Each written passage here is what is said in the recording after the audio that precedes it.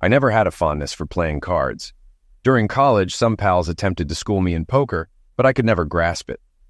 Consequently, I never bothered to learn the hierarchy of hands or the ins and outs of Texas Hold'em or whatever it's called there. It simply didn't pique my interest. Fed up with constantly losing money to my cutthroat buddies, I gave up playing altogether. In contrast, my wife Kathy adored poker and excelled at it. She participated in local tournaments with success, though she mostly played with her regular circle of friends. They convened once or twice monthly at Larry and Sandy's suburban townhouse. Interestingly, Kathy had known them since college, Katie being her longtime friend and Sandy, her former roommate. The group comprised Larry, Sandy, Kathy, Paul, Brian, and Terry. Though present myself, Paul's wife Mary, and Brian's wife Allison refrained from playing, opting instead to watch TV in the living room. There used to be another player, Wes, but he got the boot for cheating. While I didn't object to Kathy's involvement, it was her crowd, not mine. Mary and Allison were fine, and we were even growing close. However, the others were, at best, tolerable. Interacting with them voluntarily was beyond my imagination, particularly Mark, who was an outright idiot and whom I frankly detested. Terry and Mark felt isolated. Terry, reserved and modest, didn't seem skilled at poker. Mark, on the other hand, was insufferable. If we crossed paths in public, I'd likely ignore him. His demeanor, loud, offensive, and self-absorbed, led to more than one disagreement between us. I tolerated him solely because he belonged to my wife's poker circle, encountering him only during their games. My main gripe with poker nights was how intensely competitive Katie became. If she lost, it cast a shadow over her mood the following day. Despite my attempts to address this, she dismissed my concerns. Lately, she'd been pushing for weekly poker gatherings, a prospect I wasn't keen on, a sentiment shared by Mary and Allison. Thankfully, this staved off the weekly poker plan, for now. One Saturday night at Larry and Sandy's, tensions ran high, particularly for Katie. As the night wore on, I intermittently checked on her, only to be met with her frustration. Eventually, well past the usual end time, I heard commotion from the dining room where they played. Stepping in, I caught Mark's assertion about a bet, backed by Larry's reminder of the rules. Katie reluctantly agreed, signaling her turn to play. "What's going on?" Mark asked with a smirk and a hostile glare. Katie lost all her money, leaving me the pleasure of the final hand. "She's lost, now it's time to settle up. Apologies," Katie assured. "She wouldn't do this to anyone else but me." "Hey, buddy, she made a bet and lost. That's the rule." It was at that moment Katie resolved to take charge of her fate. "Henry, it's fine. I lost. I'll pay," Katie conceded. "No, Katie. You owe me loyalty. Trying to settle for less would be cheating me," Henry protested. Mark's behavior only confirmed my suspicion of his character. "You're witnessing this, so it's not betrayal," he argued. Fed up, I snapped, "Shut up, you fool! This isn't about you!" Turning to Katie, I urged, "Let's go. We're leaving." Katie hesitated. "Henry, I hate to do this, but I must. If I don't, I'll be kicked out." My response was firm. "I don't care if you're expelled. I don't care if you never play poker again." I approached Went, calling out, "Hey guys, I need your help." Katie glanced at Paul and Brian, signaling toward me with a tilt of her head.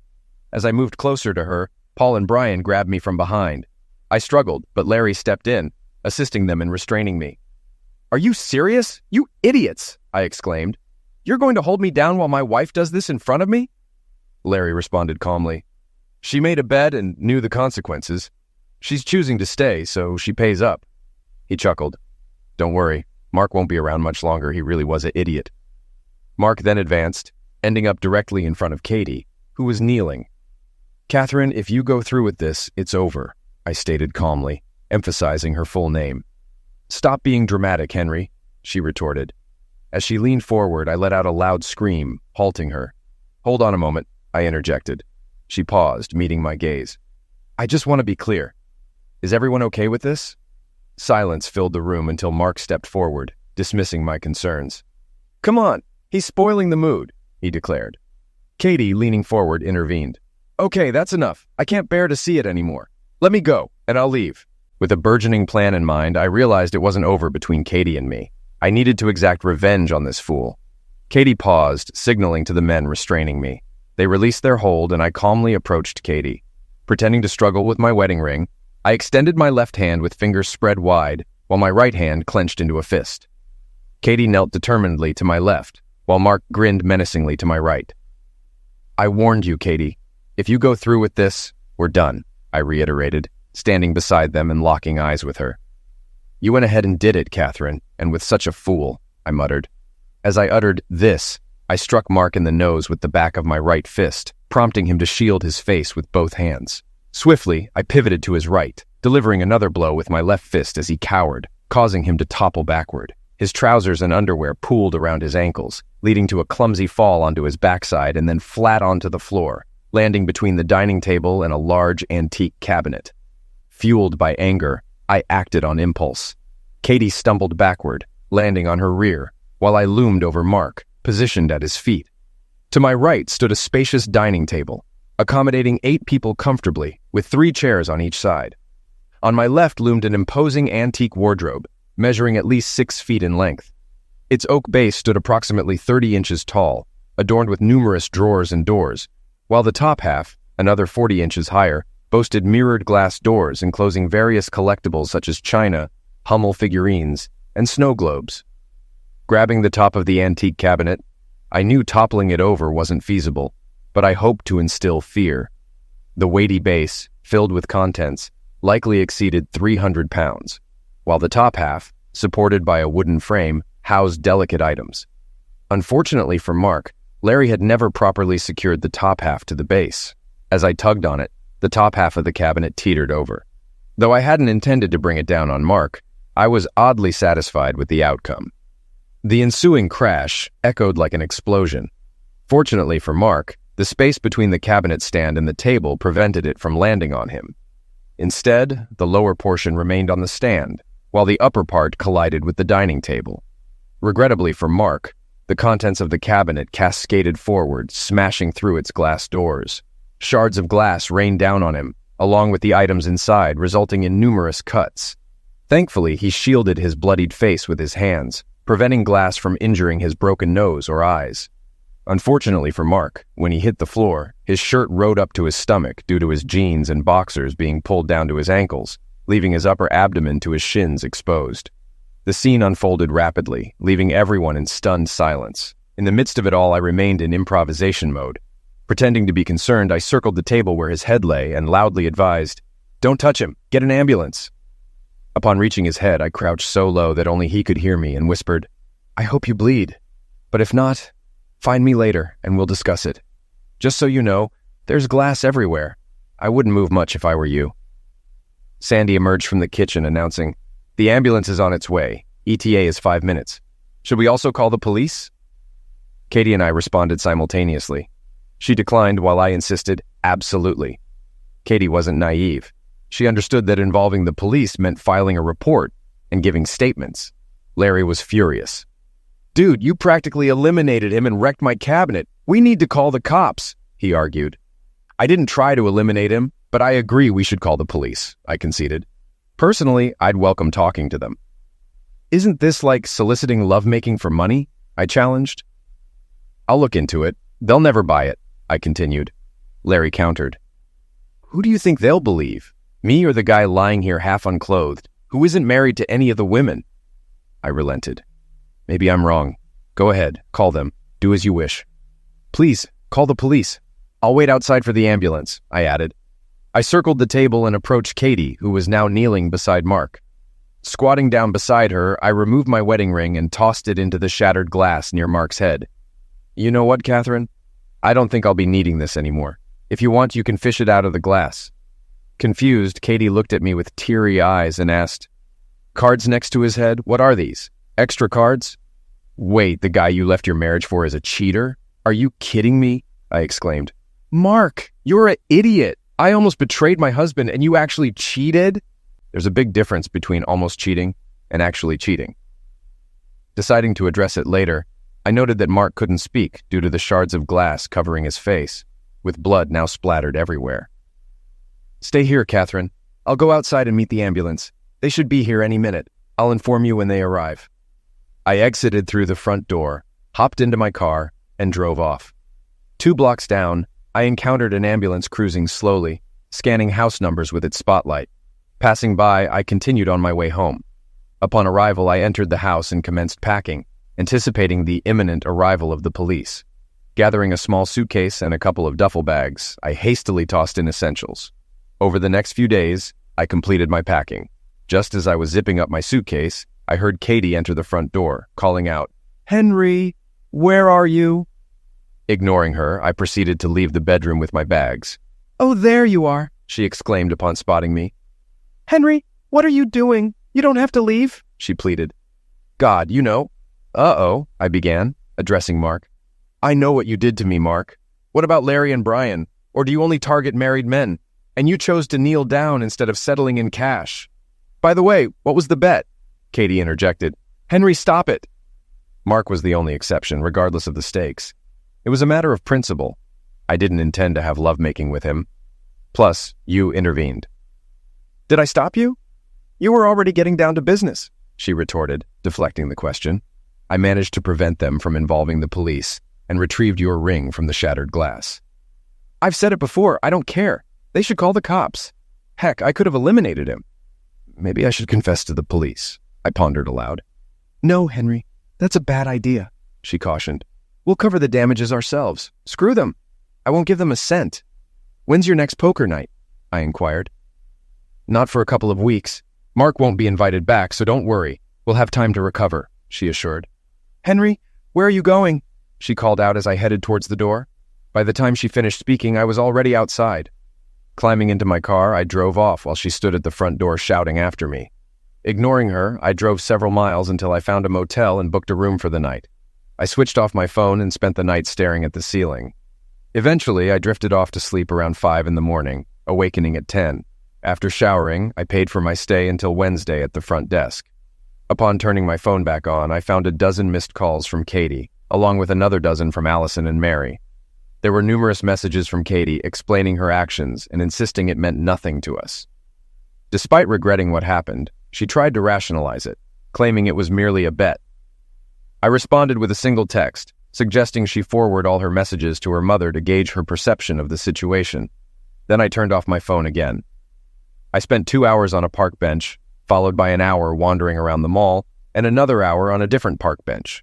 Later, I visited the supermarket and stocked up on junk food before returning to my motel room, spending the remainder of the night indulging in snacks and researching scams online. Exhausted by 10 o'clock, I drifted off to sleep. Monday morning, I attempted to focus on work, but my boss noticed my distraction and inquired about the issue. When I explained my family troubles, he suggested I take a few days off. He advised me to call on Wednesday to confirm if I needed additional time off for the rest of the week. As it was time to leave anyway, I decided to stop by the local bar and grill for a couple of beers and some better food than what I had purchased at the supermarket. Not wanting to engage with anyone, I retreated to the back of the restaurant and settled into a booth, regardless of my preference. Suddenly, 2 figures approached, neither of them the waitress. "Hey, Henry, mind if Allison and I join you?" one of them asked. I disregarded their presence and took a sip of ice water. "Are you mad at us too? What did we do?" they inquired. "Nothing. You two did absolutely nothing," I replied calmly. Mary and Allison slid into the booth across from me, with Allison speaking next. "Henry, if Mary and I didn't do anything, why are you upset with us? I know you're not keen on people playing poker with Katie, but I thought we were friends," she expressed. "I thought so too, but you didn't do anything. Seriously, you're both asking me this," I retorted sharply, keeping my voice level. "You stood by as your husband restrained me while my wife attended to another man without my consent. And you remained silent." The two of them sat in silence. "What kind of friends are you?" At one point, I looked around, pleading for someone to intervene, and you two said nothing. "I didn't think she'd actually do it," Mary confessed. "I thought it was just a dumb joke. I couldn't believe she went through with it," Allison added, expressing her remorse. "She feels awful now. She's worried you might show these messages to her mom. You wouldn't, right?" "Not yet, but I will if necessary. Everyone knows how bad the situation was. We discussed it after you left and the ambulance took Mark away. Larry and Sandy assured they wouldn't involve the police. You'll just have to cover the damages," I explained. "Listen, Mary, I'm not paying anyone anything," I declared firmly. "Larry and Sandy may have helped Katie with her apparent gambling issue, but that doesn't excuse their involvement. Sandy stood by and watched, while Larry actively restrained me while Katie destroyed our marriage just to avoid getting kicked out of the damn poker group." "Henry, she's a mess. Please try to forgive her," Mary pleaded. "I'm not sure she even wants forgiveness." She doesn't think she did anything wrong. She probably expects an apology from me for stopping her from settling her bet, I retorted. Suddenly, Allison had an idea. What if we level the playing field? What if you find someone who will satisfy you in return? I responded to her slowly and deliberately, as if explaining to a child. Consider this. We were in a room, presumably among friends. Then those very friends held me back so she could settle the bet. Now, to level the playing field, I must find a woman to please me. Essentially, I embarrass myself in front of her friends, and she simply hears that I retaliated. The image of her on her knees is seared into my memory. On the flip side, she may not even believe I got even. She could just pretend it didn't happen. But I saw it. There has to be a way to put an end to this. I hate seeing my friends endure nonsense, Mary. You claim not to want to see me hurt. But were you okay with how hurt I was on Saturday? You stood by while all this unfolded. I was suffering, yet you paid no heed. Friends don't do that. We're not friends. In my view, these two were as culpable as anyone else. I've been concocting a plan for a bit of payback. I just need to set it in motion. If someone had spoken up, I'm certain this wouldn't have occurred. You could have said something to your husbands. It might have sparked a confrontation, but it could have saved my marriage. It's time to offer them some hope, but I'm unsure if there's a way to level the playing field, as you suggest. I'm not necessarily opposed to the idea, I just don't see how. What if one of us does it? I glanced at Allison for about 10 seconds. What if it's both of you? Wait, you want us to even the score? Mary asked. I can't do this. Paul will be furious if he finds out. I understand perfectly, I quipped sarcastically. The guy who restrained me while my wife betrayed me. I see everything crystal clear. I'll do it, Allison volunteered, surprising both of us. You're right. We bear some responsibility, she admitted. I can't go along with this, Mary interjected. And it's unfair of you to put me in this position, Henry. If Allison is willing to assist, that should suffice. No, I countered. The bait has been set. Now it's time to reel them in. Neither of you means anything to me. This is part of the negotiation. I don't seek balance. I demand the scales tip in my favor. Mary pondered silently for about 2 minutes. The longer she deliberated, the more confident I grew in handling the situation. If we agree to this, will you forgive Katie? She asked finally. If you refuse, I won't even consider it. You won't tell Paul? She continued. I won't utter a word, I assured her. Technically, it wasn't a lie. I hadn't planned to verbalize it. With a motel room booked until Wednesday morning, I intended to hold out until the weekend before deciding whether to return home or seek a new place. I can't believe this is happening, Mary exclaimed. Welcome to my world, I retorted sarcastically. Look, if it's that awful for you, just let it go, I suggested. That's not the issue, Henry. I care about you and you're a good guy. If I weren't married, I'd be with you in a heartbeat. But I am married. You're pushing me into cheating on my husband, Mary explained. Mary, I'm not forcing you into anything, I clarified. I know. All right. If it helps you move past what my husband did, then I'll do it. Either way, it's his fault. If he wasn't an idiot, I wouldn't be in this situation. As for me, she can justify it however she wants. It's my way of getting back at her damn husband, so I don't care, I thought to myself. Okay, let's meet tomorrow evening in my room at 6 o'clock. I'll bring some food and wine, I proposed. Both women rose from the table and departed, engaged in conversation. They seemed eager for tomorrow night and not at all upset. Am I the only one who takes marriage vows seriously? I know what you're thinking. Here I am, a married guy planning to date 2 married women, all while preaching about the sanctity of marriage, I reflected. But she cheated on me. By doing that, she disrespected and embarrassed me. Our marriage was already null and void. I no longer honored those vows. It was all over except for the paperwork and the women I was about to meet. They and their husbands were partly responsible, so to hell with them. I'll never understand those people whose spouses cheat, yet they insist on upholding the sanctity of marriage. Blah, blah, blah. My motto is, what's good for the goose? I acknowledge that she didn't intend to betray me, but it wasn't hard for her to agree to it when her coveted spot in the poker group was at stake. Yes, I may be unreasonable. Yes, she needs assistance with her gambling issue. However, she may not seek help until she hits rock bottom. Maybe divorce is that rock bottom. The following day, Tuesday, I returned to my hometown, ensuring Katie wasn't present, and entered to gather some new belongings. It was tough walking through my house, seeing remnants of my life everywhere, knowing it would never be the same. Each time sentimentality crept in, I envisioned her kneeling in front of Mark. The anger remained potent, so I opted not to take anything that might remind me of her. I grabbed some electronics, my laptop, iPad, camera, along with basic tools and clothing. I resolved to start apartment hunting after leaving and return later for the remaining items. I didn't need much. Departing the house, I scouted for apartments and found an affordable furnished one-bedroom unit available for monthly rent. I could move in any time after Saturday. After finalizing the lease, I went for lunch and prepared to meet the girls. At Best Buy, I purchased an Apple SD card reader and a dozen SD cards. I also acquired the cheapest wireless color printer they had. Then I visited a liquor store and picked up a couple of bottles of wine I knew Mary and Allison favored. I returned to the motel room and arranged my belongings to create a cluttered appearance, strategically placing the 35mm camera for an unobstructed view of the bed. Due to the room's disarray, the camera remained inconspicuous. Around 5:30, I ordered appetizers from a nearby restaurant, which arrived just before 6. At 6:15, a gentle knock sounded on the door. Peering through the peephole, I ensured it was the women and not irate husbands. I wasn't particularly fearful of my own husband, but I preferred not to be caught off guard again. I activated the camera to record and welcomed the women inside, offering them wine. Initially hesitant, they eventually accepted, reasoning that a bit of liquid courage wouldn't hurt. "Ladies, we don't have to do this. We can simply enjoy wine, food, and each other's company. You both know I would never pressure you into anything you're not comfortable with," I asserted. "I understand, Henry," Allison replied. "You're such a kind person.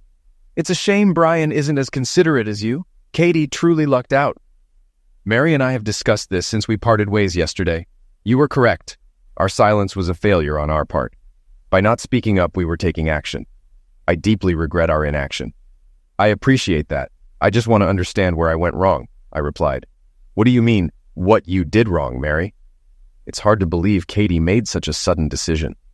If she intended to involve me, she should have done so before I arrived. I simply want to know what I did to make her think this was acceptable. "Henry, I truly believe Saturday was the first time something like this happened. It's impossible to keep something like this a secret. The truth always surfaces," Mary explained, unsure how accurate her statement was. "All right, let's get started," Allison interjected eagerly. "You go to the bed and stand." Following her instructions, I positioned myself as she directed. "I'll undress you now. Stay still. No hands. I want to do this myself." Meanwhile, Mary settled into the office chair by the desk, wearing a broad smile.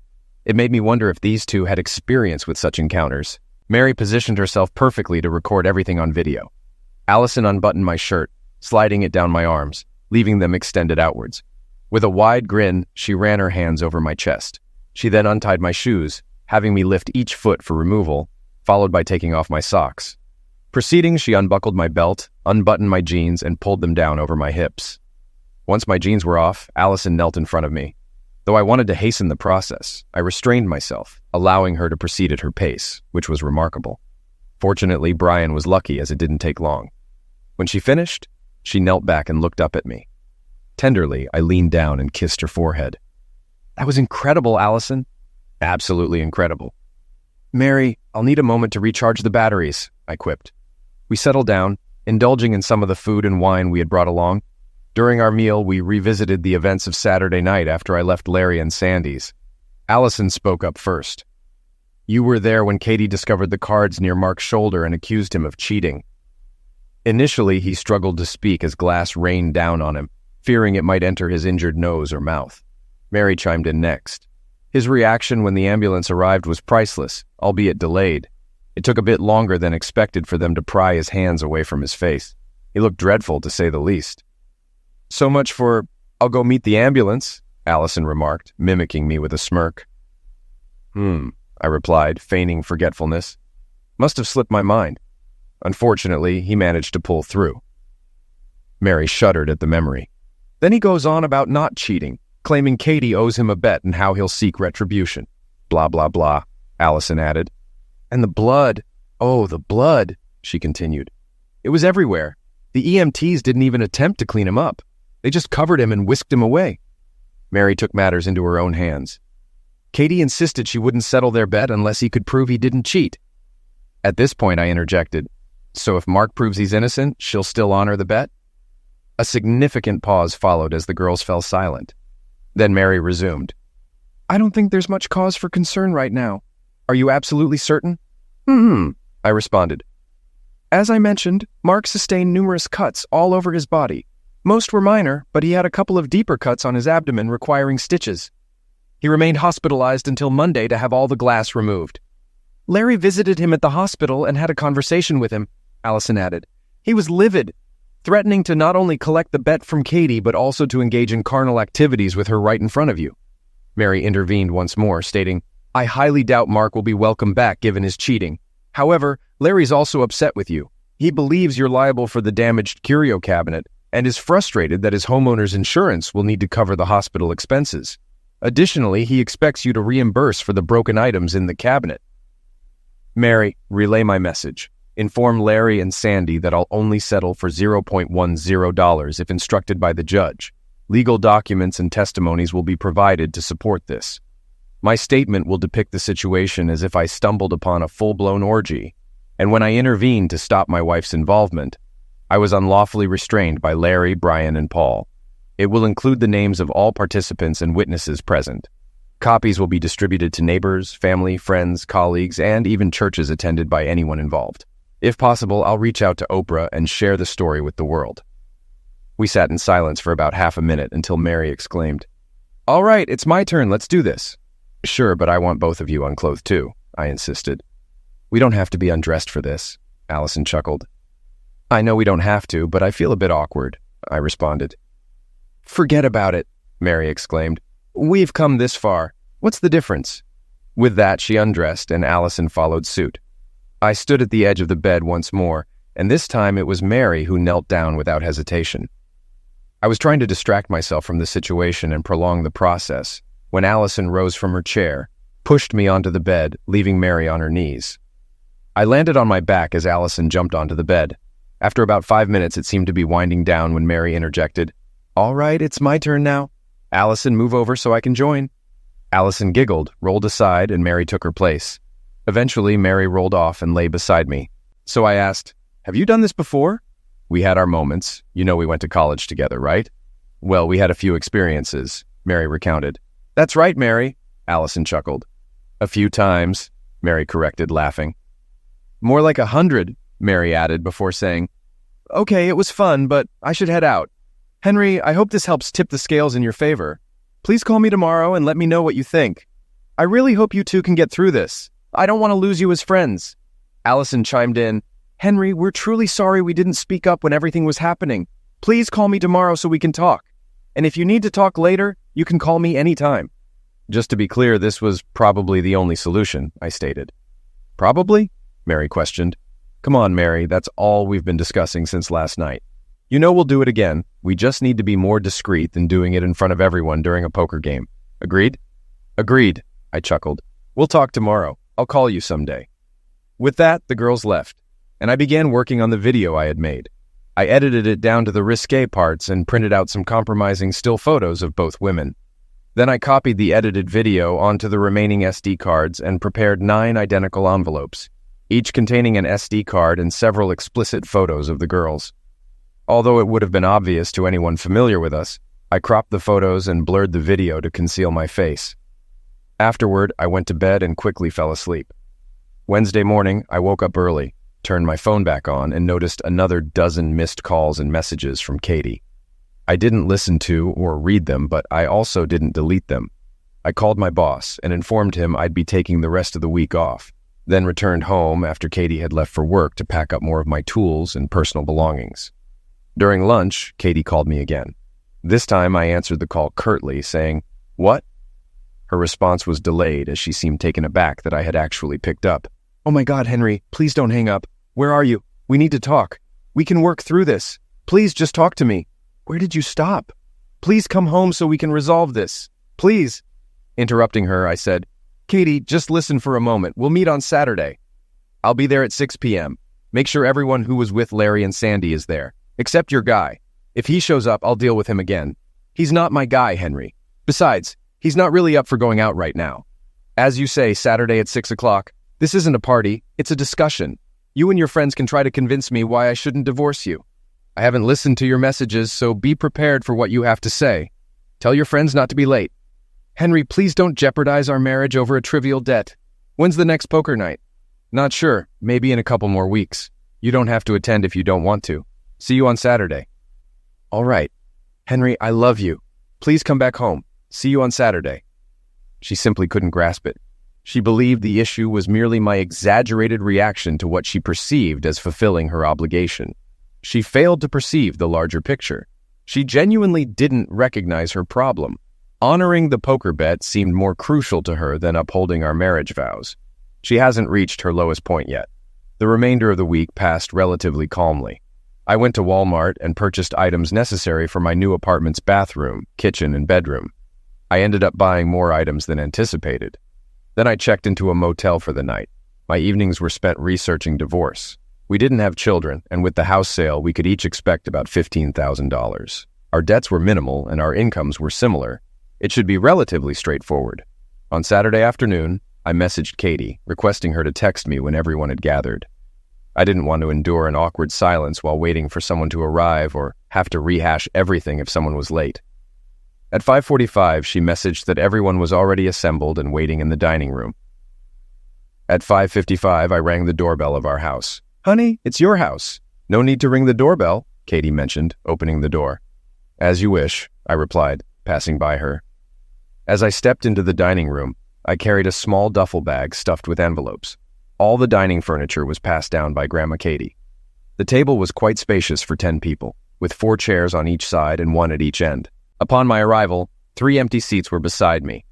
Larry occupied the far right seat, while Sandy sat on the left with his back turned. To Sandy's left were 3 vacant seats beside Larry's right. Facing me were Paul, then Brian, followed by Mary, and finally Allison. Positioned at the head of the table to the left sat Terry. Katie brushed past me and settled in the middle of the 3 empty seats, hoping I'd take the seat next to her. I headed to the left end of the table where Terry was seated and stated, "This is my spot." Katie suggested, "You could sit next to me, Henry. Let's bet her on BJ that I'll sit here. Who knows, it might lead to something." Katie, put your phone on record. I've got a hunch you'll need it someday. Without a word, Terry stood and shifted to the other side of Katie. An empty seat was to my right, where I placed my gym bag. Katie activated the recording app on her iPhone and positioned it on the table. Taking my seat, I surveyed the table. Following an uneasy silence, I addressed the gathering. All right, we all know why we're here. I'm contemplating divorcing Catherine. If any of you care to persuade me otherwise, now's your chance. Terry, why don't you start? Look, Henry, I may not be the best person to advise on this. My wife cheated on me, and it led to our divorce. I'm truly sorry you're going through this. Clearly, Terry hadn't come prepared for the meeting. Thanks, Terry. I appreciate your candor. I might have more questions later. I glanced around at the faces seated at the table. Larry, what's your take on this? I inquired. It's no issue for me. She adores you, and she's gorgeous. Did you expect her to be a saint when you met her? No, I responded, but I hoped she'd aspire to be one. Would you be okay if Sandy entertained other men after we got together? Larry fell silent, and Sandy squirmed in her chair. With my trademark sarcasm and purely in jest, I quipped, So, how long have you two been openly cheating on each other? Sandy blushed, and jaws dropped all around except for Larry's, who shot me a piercing look but remained silent. Katie blurted out, Sandy, really? Suddenly, Sandy had an honesty outburst. We only did it 3 times. I hate it, but Larry insists we continue. I want to stop. I despise this. All right, Sandy, I responded calmly. Why don't you and Catherine discuss this later? You shouldn't feel pressured to do anything you're not comfortable with. You know what an idiot you are, Larry erupted. I warned Katie when she started dating you, and you couldn't handle poker, that you were an idiot and she should dump you. She should have left you long ago. You wrecked thousands of dollars worth of stuff in my house because your wife honored the bet. Maybe I should just trash everything here. Come on, I replied calmly. All this furniture belonged to your friend Catherine's grandmother. It means nothing to me. He sank back into his chair, breathing heavily, his glare fixed on me like a dagger. Paul, Brian, any input from you guys? Listen, man, Paul started. None of us want to see our friends split up. I mean, you guys have been part of our circle for years, I interjected. No, Paul, you're not friends with us. You're friends with Catherine, and I'm her husband. But you are friends with my wife, he argued. That's what I thought. And then she just stood there silently while you 3 held me down and my wife knelt in front of the other guy. But Mary didn't do anything. It was us. I glanced at Mary and Allison, who avoided my gaze and stared at the table. It seemed this conversation didn't unfold as they had hoped. Answer me, Paul. You walk into a bar and spot your buddy Brian's wife in the far corner, on her knees in front of another guy.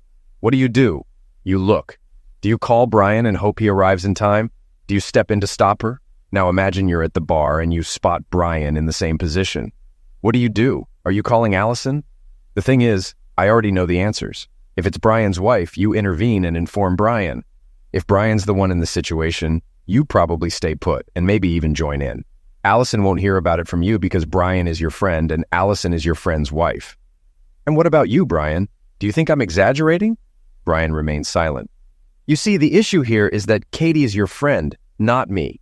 If Katie were to attack me, you wouldn't care because I'm just your friend's husband. I'm not your friend. If I hadn't walked into this room, none of you would have said a word to me. You'd all be thinking, all right, the ice is broken. Next time, I'll be the one making a bet with her. I glanced at Katie. When did you lose respect for me? What do you mean, honey? I respect you more than anyone else I've ever known. When did I first tell you that this was acceptable? Well, I never claimed it was, she replied softly. How many times did this occur before last week? What? Never? Why are you so surprised by this question? Why should I trust you? If I hadn't witnessed it, would you have informed me? Would you wait until we got home and casually mention, hey, honey, something odd happened at the card game tonight? That's the issue, Katie. You were ready to jeopardize our marriage, but not your cherished spot in the poker group. I came second to these idiots. I can't reconcile with that. I turned to Brian and Paul. You guys knew Katie would prioritize her damn poker spot over her marriage, and you encouraged her instead of reasoning with her. I addressed Brian and Paul, then turned to them. What would you do if you had to watch your wives with another man? They smirked and exchanged glances before facing me. Is she getting paid for this? Inquired Paul. Mary's jaw dropped. Not to be outdone, Brian chimed in. Will she gain any new skills? I simply grinned. So, when's the next poker game? They murmured to each other for a while. Then Brian asked, Are you interested? No, I replied. When's the next poker game? Catherine, I'm baffled why you're saying you won't return, yet you keep inquiring about the next gathering. Okay, I've had it. Let me lay it out. I retrieved my gym bag and emptied all the envelopes. Tonight, I was about to shatter a couple of marriages, but you know what? I believe they're already on the rocks. I stowed the envelopes back and replaced the bag. Catherine, you tore my heart out and actually enlisted your friends to restrain me while you did it. And you still don't see any wrongdoing? You not only betrayed me, but also shamelessly humiliated me. Clearly, your poker group status means more to you than I do. But the worst part, Catherine, is that these people aren't your friends. Real friends wouldn't subject you to this or allow you to inflict this on yourself. Katie started to interject. No, darling, you mean everything. Take it easy, Catherine. It's my turn now. You didn't even apologize. All you did was rationalize why you should settle your debts. You kept insisting we needed to move past this, yet you never acknowledged any wrongdoing. Even after all this, you still plan to attend poker nights. If you're willing to gamble carnal favors while I'm present, what would you wager when I'm not? Am I supposed to raise another person's child because you lost a bet and someone else impregnated you? We're through. You have a gambling issue. Seek help. I'll consult a lawyer on Monday. If you want your own attorney, go ahead. As far as I'm concerned, you can have almost everything, including your misguided friends. What an idiot you are, Brian remarked. Screw you, Brian, Allison retorted, surprising everyone. He's right about everything. You guys are wrecking his marriage to Katie for your own entertainment. He was on the verge of exposing you, claiming I slept with him, and I don't know why he didn't. You know I did. Henry, can I catch a ride with you? Another awkward silence lingered for about 10 seconds before Mary spoke up. You know what, Paul? I've had it, Mary asserted. I'm tired of carrying all the weight in this relationship. Henry's spot on. You hardly even sit by my side. Back before all this mess, Henry looked up to her. I always wished you'd treat me the way he treated her. It's the first time I've seen them not sitting together, not touching, not holding hands. It really infuriates me that you facilitated all this, Henry, she continued. Last Saturday, when it all went down, I was just as stunned as you were. I honestly thought it was some sick joke because I believe she loved you deeply. I'm truly sorry I didn't speak up then, but perhaps it's better for you to find out now, especially since you don't have children. Can I hitch a ride with you?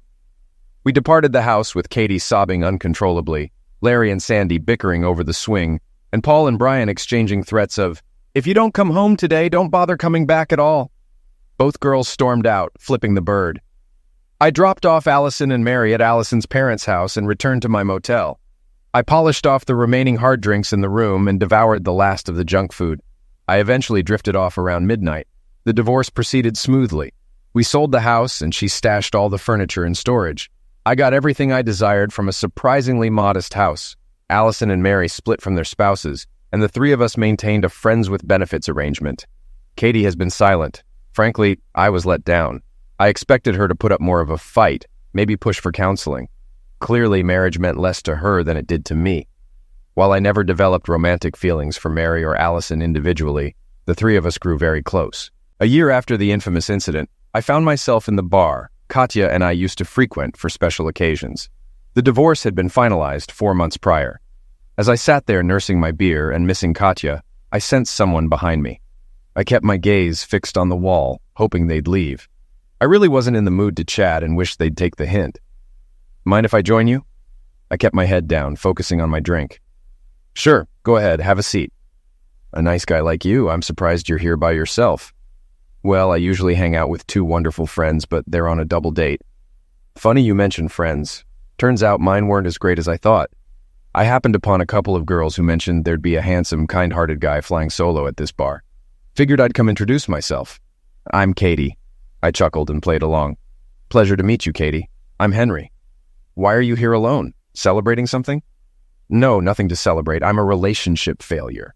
Couldn't prevent my wife from cheating, so we divorced. My 2 closest friends are with other people. And you?" "Well, maybe I'm a failure too.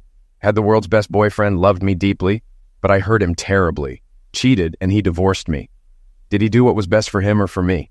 Let's start with him." "Not sure. You'd have to ask him. People say he's unhappy all the time." "And you?" "It's been tough. His divorce plunged me into the darkest period of my life. Forced me to examine myself closely. Didn't like what I found. Started dependency counseling then and have kept at it since. My husband saw it coming, tried to warn me, but I didn't listen. In that sense, divorce was probably inevitable. My dependency would have eventually eroded his love for me. I never stopped loving you, Kat. Couldn't." "I know, Henry. I get it. First, it's nice to hear you call me Katie or Kat again, not Catherine. I came to explain my actions and assure you it's not your fault. I know you know this, but I needed to say it. That poker night, I was sure I'd win. When I didn't, I paid up. Didn't even see it as cheating. Like a handshake. I worried they might ostracize me from the group. I never viewed it as a gamble on our marriage since I never imagined you'd leave. It never crossed my mind. I anticipated your anger, followed by forgiveness, seeing it as my duty. I believed you'd understand my need to honor my word. Frankly, I didn't think it was a big deal. But now I realize it's the most despicable, repulsive thing I've ever done to someone. Back then, I couldn't comprehend your seemingly irrational behavior. During therapy, when I recounted the fight and how you insisted I document it, the doctor praised your approach, calling you a genius. She expressed surprise at the endurance of our marriage. She also clarified why you were so fixated on the next poker night. Just so you're aware, there haven't been any more poker nights. I haven't touched a deck of cards since that evening, and I never will again. I haven't communicated with any of those guys since a couple of weeks after our argument. How's Sandy holding up? She's doing okay. She and Larry ended up divorcing. Turns out he was a terrible idiot, and she felt too embarrassed to speak up. Eventually, she decided to leave him. Now she's dating a coworker. Henry, you were spot on about everything. I prioritized this foolish poker group over everything else. I loved you wholeheartedly, and I knew you felt the same. I was confident you'd understand and be okay with it. If these people were genuine friends, things wouldn't have spiraled like this. I couldn't resist the pull of being part of that group. Allowing that idiot Mark to do what he did makes me sick with myself. Without your actions, I shudder to think how those games would have evolved. I'm deeply sorry for all the pain I caused you. I genuinely wish you a wonderful life. You deserve it. I'd genuinely like to maintain a friendship with you, but I understand if you're not up for it. I'll leave now before I start blubbering like a child. Give me a call." Katie rose and headed toward the door. "Hey, Kat," I called after her. She paused but didn't turn back. "Yes, Henry?" Her shoulders trembled with tears. "Have you eaten dinner yet?" "No, Henry, not yet," she replied, still facing away. I rose, approached her, wrapped my arm around her shoulders, guided her head to my shoulder, and led her to the door. "Let's go grab a proper dinner." Katie and I rekindled our relationship, and a few months later we moved back in together. 9 months after that, we remarried at the courthouse, opting to keep the same anniversary date. True to her word, Katie gave up gambling entirely, even abstaining from joking bets. While some might say, once a cheater, always a cheater, I don't believe that applies to Katie. I see her actions through the lens of her dependency, understanding that it led her to behavior she wouldn't otherwise engage in.